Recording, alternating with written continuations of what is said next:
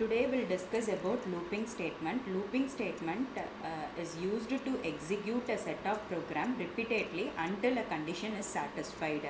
Different types of looping statement are while, do while, for loop. Today we are going to discuss about for loop.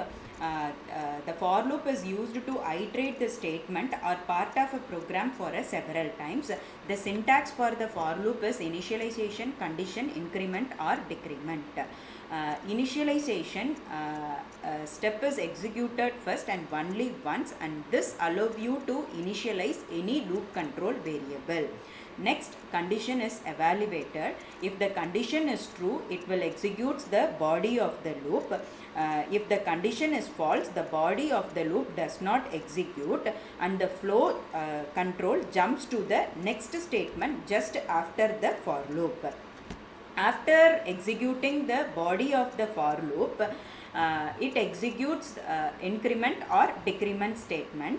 After incrementing the loop control variable, it will again check for the condition. If the condition is true, the process repeats. If the condition fails, the for loop terminates.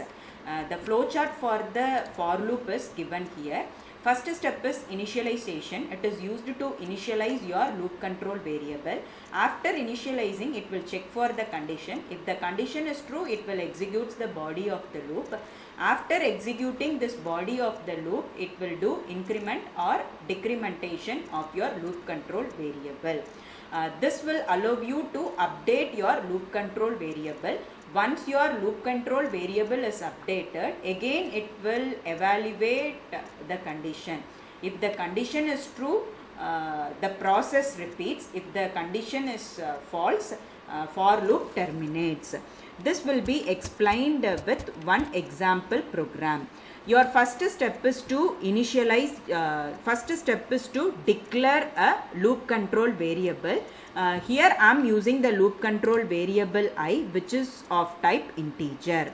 The next statement is for loop initialization. I am initializing this loop control variable with the value 0. Next statement in your for loop is condition. See, I am giving I less than 5.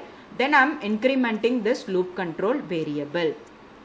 This program executes this body of the loop until this condition become false. Initially the I value is 0. 0 less than 5. Condition is true, it will execute the body of the loop. Here I am simply printing the value of the loop control variable. See, during the first iteration, the value of the loop control variable is 0. That will get printed on my output screen. After printing that value, after executing this body of the loop, it will increment the loop control variable. Earlier it was 0, now it get incremented with 1. Again it will check for condition 1 less than 5.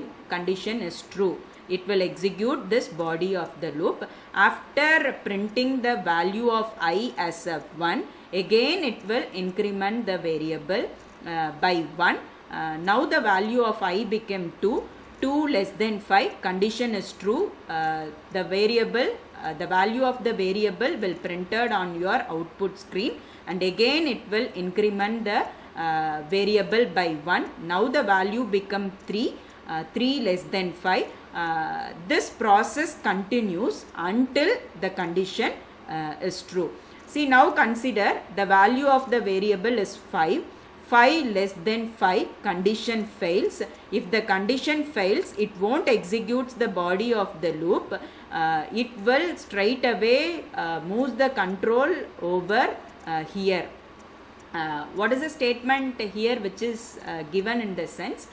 The for loop terminates when the condition fails. You execute the program.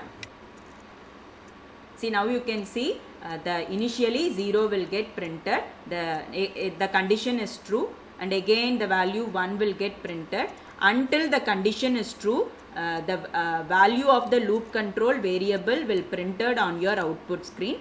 Once if the condition fails, it will executes, sorry, it will terminates your for loop.